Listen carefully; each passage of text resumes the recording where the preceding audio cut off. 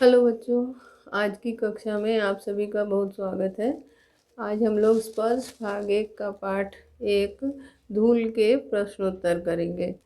तो सबसे पहले आपको मैंने पहला और दूसरा जो उत्तर करवा दिया है उसके बारे में बता देती हूँ। इसमें धूल के बिना किसी भी शिशु की कल्पना क्यों नहीं की जा सकती, ये प्रश्न था। और दूसरा प्रश्न था कि हमारी सभ्यता धूल से क्यों बचना चाहती है। हमारी सभ्यता धूल से इसलिए बचना चाहती है कि वो आसमान में महल बनाने का सपना देखती है। ठीक है, तो इसीलिए वो धूल से परहेज करती है, धूल से बचना चाहती है। अब हम लोग तीसरा प्रश्न करेंगे। प्रश्न है, अखाड़े की मिट्टी की क्या विशेषता है। ये प्रश्न हम लोग करते हैं। प्रश्न 3, अखाड़े की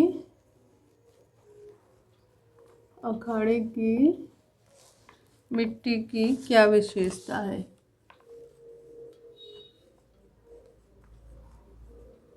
अखाड़े की मिट्टी की क्या विशेषता है। अब इस प्रश्न पर हम लोगों ने चर्चा की कि अखाड़े की मिट्टी जो है पूजनीय है, उसको वह देवता पर चढ़ाई जाती है। ये मट्ठे और तेल से सिंचाई गई होती है और ये अत्यंत पवित्र मिट्टी होती है, ऐसा लेखक का मानना है। अब हम लोग इस प्रश्न का उत्तर लिखेंगे। अखाड़े की मिट्टी शरीर को पहचानती है। अखाड़े की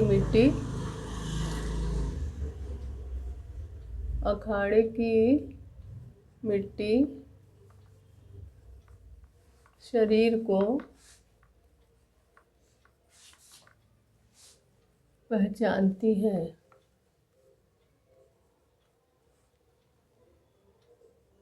अखाड़े की मिट्टी शरीर को पहचानती है। यह साधारण मिट्टी नहीं होती। यह साधारण मिट्टी नहीं होती। यह साधारण मिट्टी नहीं होती। इसे तेल और मट्ठे से सिंचाया जाता है।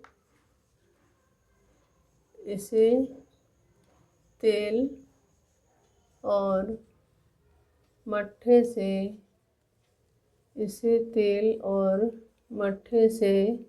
सिंचाया जाता है।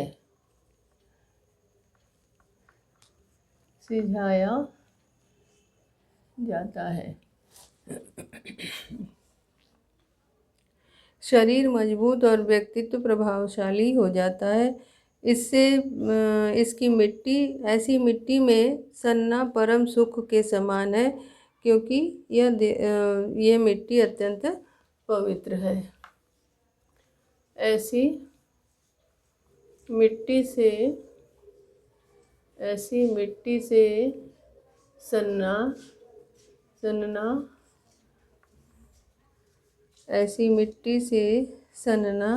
अत्यंत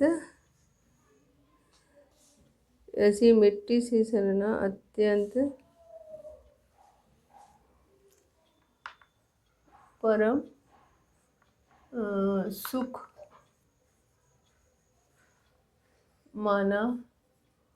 ऐसी मिट्टी से सनना परम सुख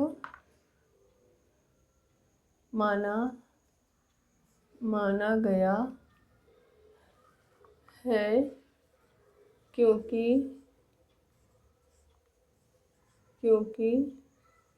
यह अत्यंत पवित्र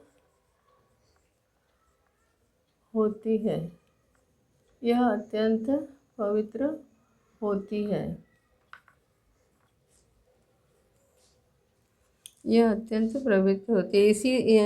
वहीं इसमें चारों खाने चित्त होने पर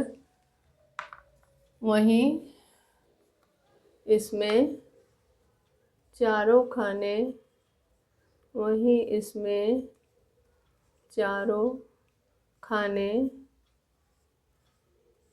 चित्त होने पर,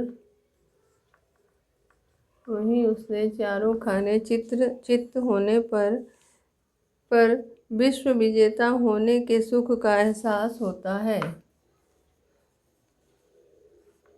विश्व विजेता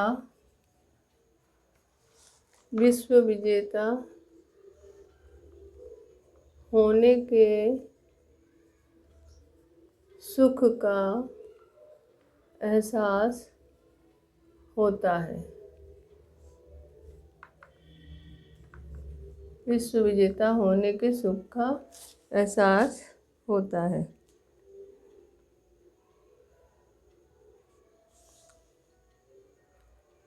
इससे शरीर मजबूत और व्यक्तित्व प्रभावशाली हो जाता है।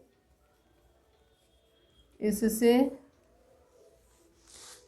शरीर मजबूत और व्यक्तित्व प्रभावशाली हो जाता है। इससे शरीर मजबूत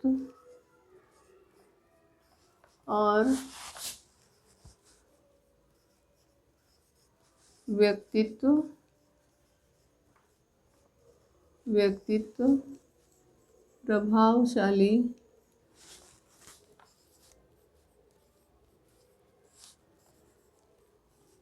हो जाता है। इससे शरीर मजबूत और व्यक्तित्व प्रभावशाली हो जाता है। लेखक की दृष्टि में इसके स्पर्श से वंचित होने से बढ़कर लेखक की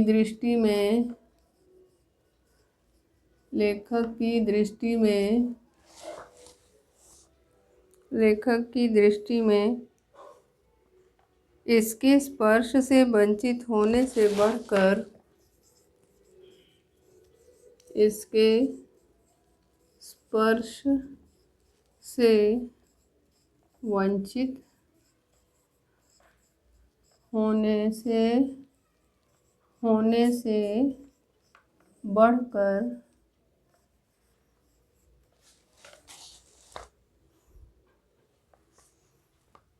दूसरा कोई दुर्भाग्य नहीं है।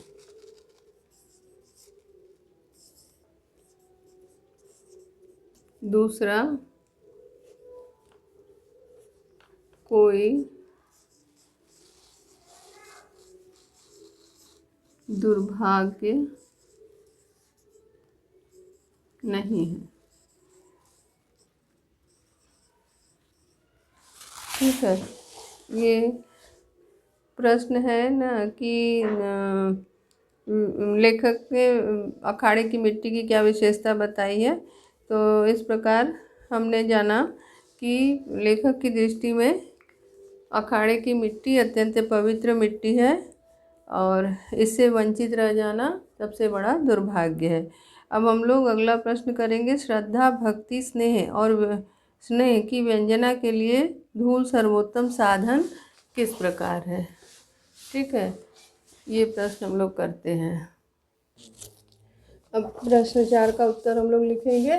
पहला प्रश्न 4 है, श्रद्धा, भक्ति, स्नेह की व्यंजना के लिए धूल सर्वोत्तम साधन किस प्रकार है। ठीक है, तो अब श्रद्धा विश्वास का प्रतीक है। इस प्रश्न का उत्तर इस प्रकार है, श्रद्धा विश्वास का प्रतीक है। श्रद्धा विश्वास का प्रतीक है। भक्ति हृदय की भावना का बोध कराती है। भक्ति हृदय की भावना का बोध कराती है। भक्ति हृदय की भावना का बोध कराती है।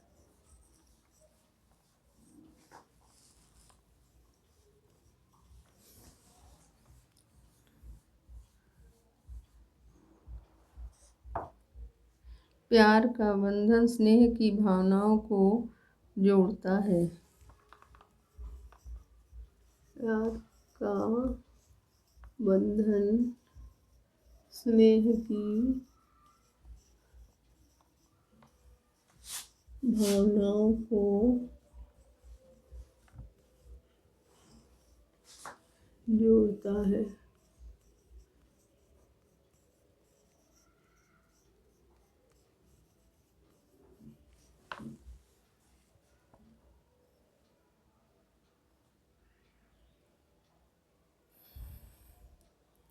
लोग धूल के समान, लोग कहते हैं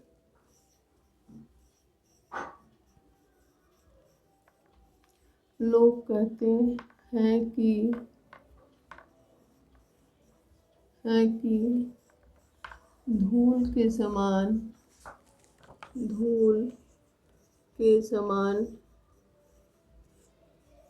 तुच्छ, लोग कहते हैं कि धूल के समान तुच्छ कोई नहीं है, तुच्छ कुछ नहीं है। लोग कहते हैं कि धूल के समान तुच्छ कुछ नहीं है, जबकि सभी धूल को माथे से लगाकर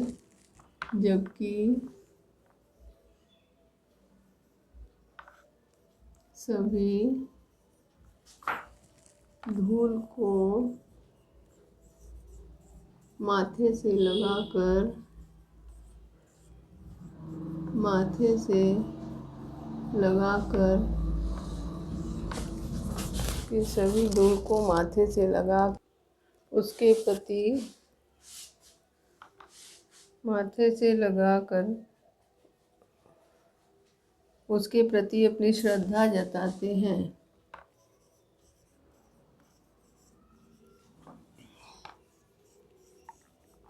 उसके प्रति अपनी श्रद्धा जताते हैं। उसके प्रति अपनी श्रद्धा जताते हैं। हमारा शरीर भी मिट्टी से बना है। इस प्रकार धूल अपने देश के प्रति श्रद्धा भक्ति, वीर योद्धा धूल को आँखों से लगाकर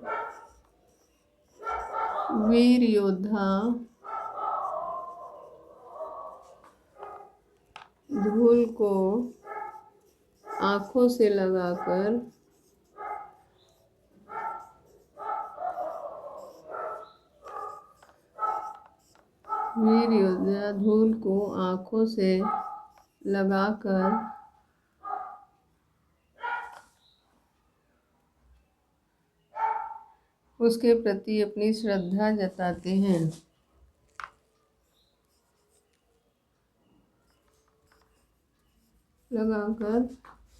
अपनी श्रद्धा व्यक्त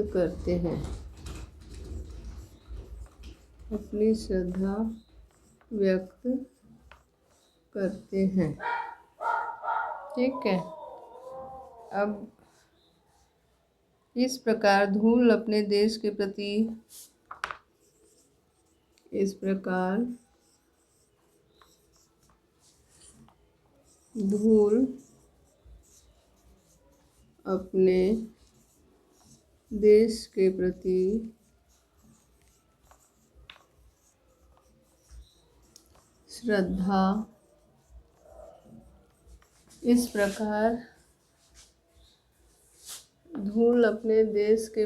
श्रद्धा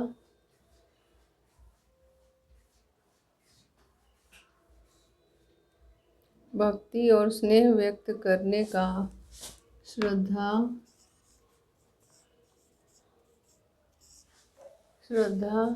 भक्ति और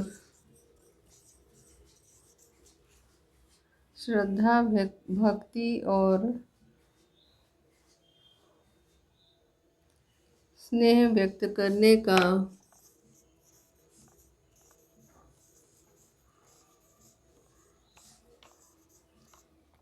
करने का सर्वोत्तम साधन है। ये है चौथे प्रश्न का उत्तर। ये अब हम लोग पांचवें प्रश्न का उत्तर करेंगे। पांचवा प्रश्न करते हैं। पांचवा प्रश्न है, इस पाठ के लेखक ने नगरीय सभ्यता पर क्या व्यंग किया है। ये प्रश्न है कि प्रश्न 5, इस पाठ के लेखक ने नगरीय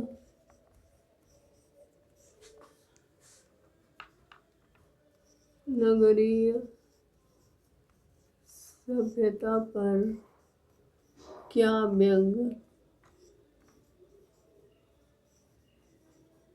किया है।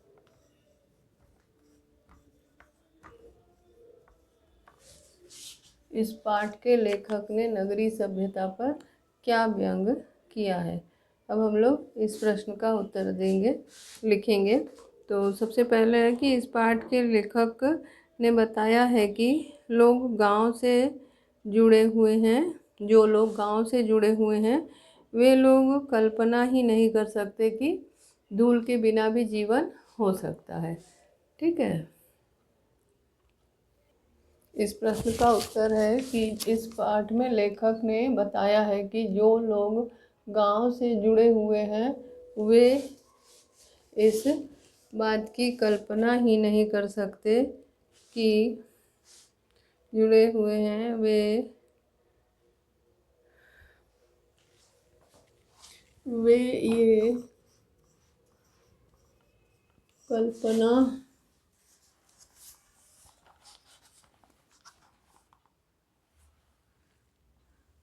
कल्पना ही नहीं कर सकते कि धूल के बिना कल्पना ही नहीं कर सकते कि धूल के बिना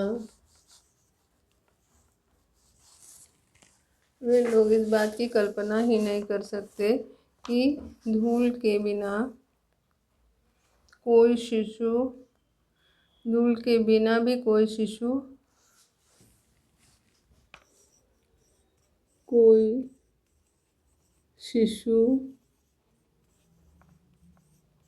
हो सकता है। धूल के बिना भी कोई शिशु बड़ा हो धूल के बिना भी कोई शिशु बड़ा हो सकता है। धूल के बिना भी कोई शिशु बड़ा हो सकता है। वे धूल से सने हुए बच्चे को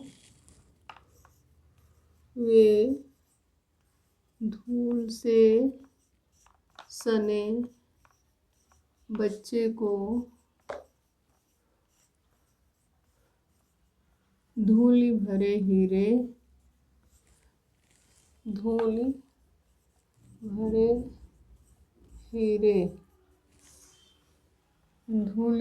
हीरे कहते हैं।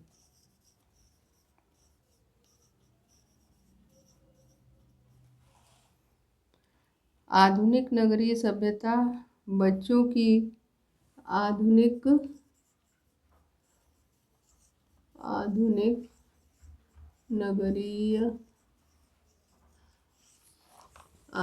नगरीय सभ्यता बच्चों को धूल में खेलने से मना करती है। बच्चों को धूल में खेलने से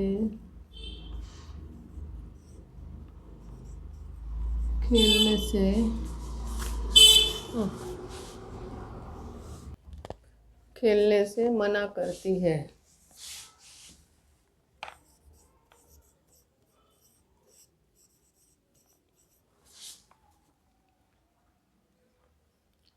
नगर में लोग कृत्रिम वातावरण में जीने पर नगर में लोग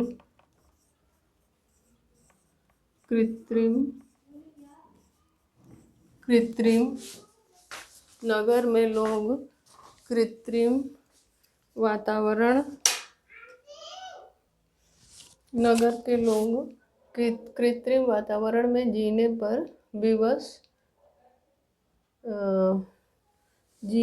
विवश हैं।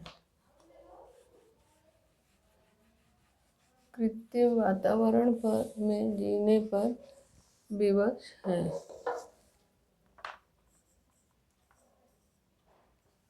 कृत्रिम वातावरण में जीने पर विवश हैं। नगर की सभ्यता नगर की सभ्यता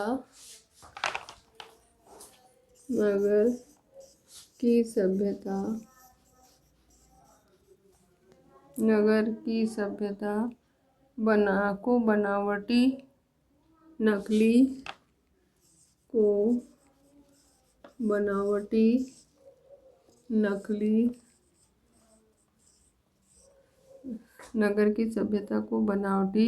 नकली और चकाचौंध भरी कहा गया है।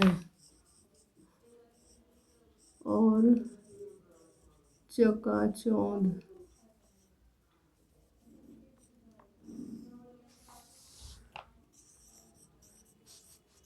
भरी कहा गया है।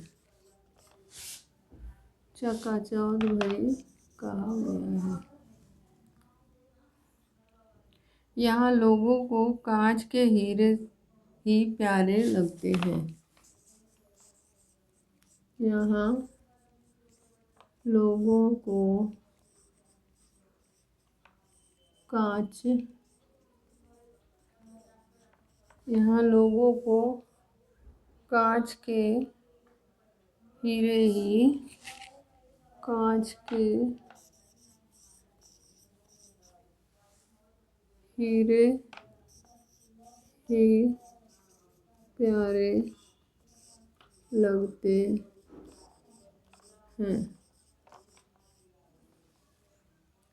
के हीरे ही प्यारे लगते हैं। नगरीय सभ्यता में गोधूली का महत्व नहीं होता। नगरीय सभ्यता में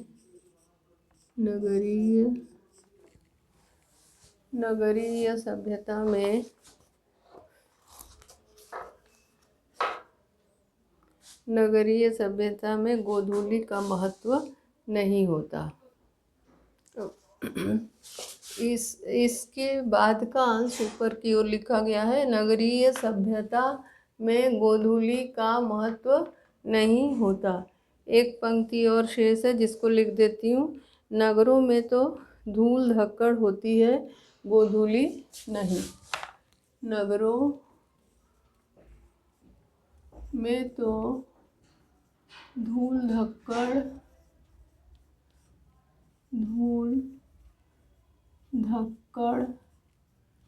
होती है, गोधूली नहीं।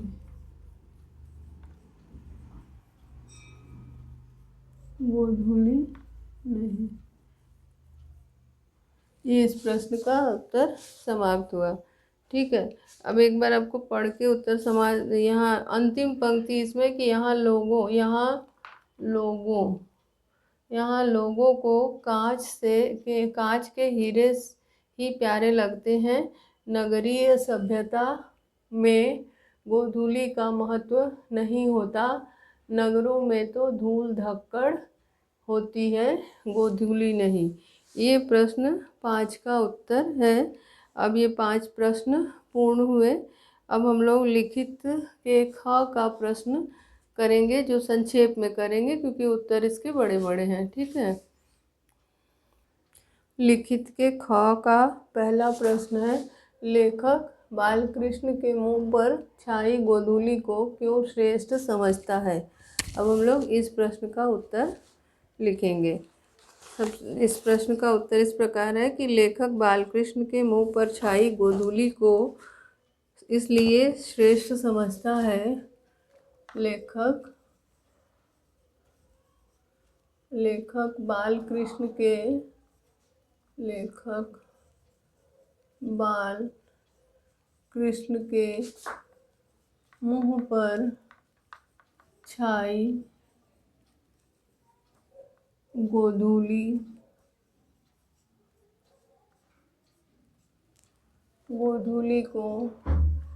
गोधूली को इसलिए श्रेष्ठ समझता है।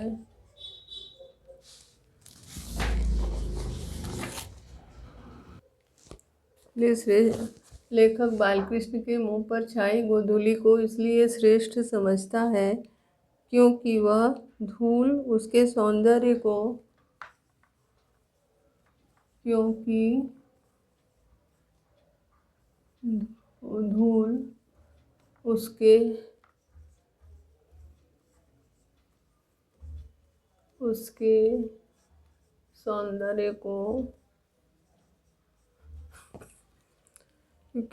उसके सौंदर्य को कई गुना बढ़ा देती है।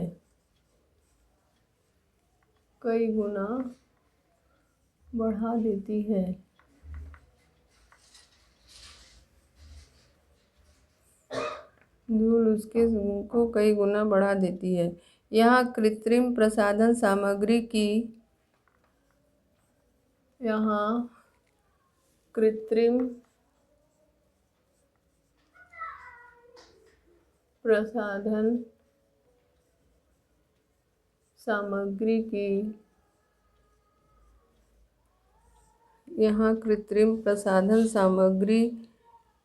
निरर्थकता को प्रकट किया गया है।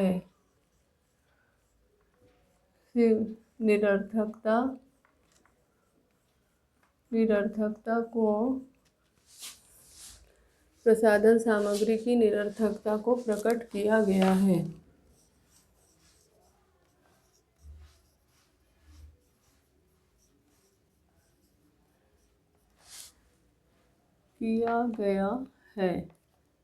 प्रसाधन सामग्री की निरर्थकता को प्रकट किया गया है। फूलों के ऊपर रेणु उसकी शोभा को बढ़ाती है। फूलों के ऊपर रेणु उसकी शोभा को बढ़ाती है।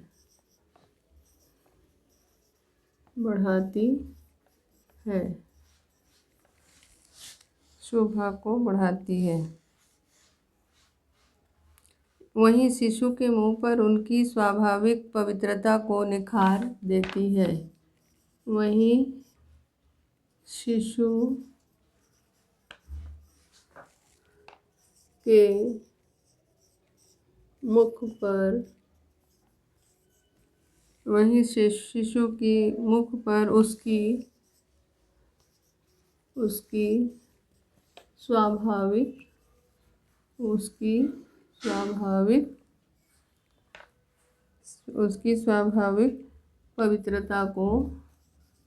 उसकी स्वाभाविक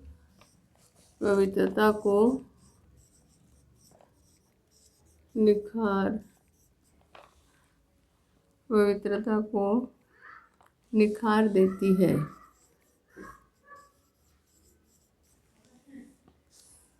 सौंदर्य प्रसाधन उसे इतनी सुंदरता प्रदान नहीं करता। सौंदर्य प्रसाधन उसे इतनी सुंदरता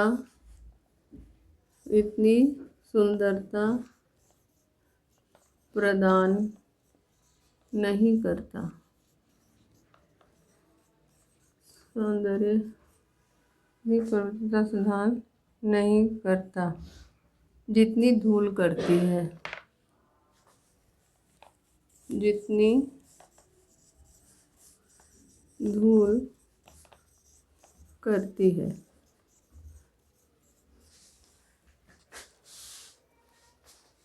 जितनी धूल करती है। अब इस प्रश्न का उत्तर इस प्रकार था। अब आपका इसकी इसलिए लेखक धूल के बिना किसी शिशु की कल्पना नहीं कर सकता। इसमें एक पंक्ति और है, इसलिए लेखक धूल के बिना, इसलिए लेखक धूल के बिना शिशु की कल्पना नहीं करता।